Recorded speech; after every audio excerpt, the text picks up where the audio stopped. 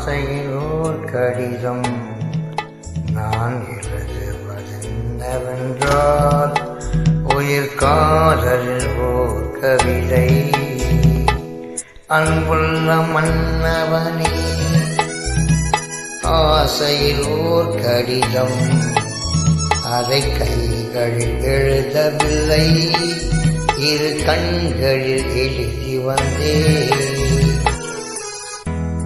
நலம் நலம் தானா முல்லை மலரே, சுகம் சுகம் தானா முத்துச்சோடரே. நலம் நலம் தானா முல்லை மலரே, சுகம் சுகம் தானா முத்துச்சோடரே. இளைய கண்ணியின் இடை விழுந்ததோ, எடுத்த எழுப்பிலே நடை தழைந்ததோ, வண்ண பூங்கொடி வடிவம்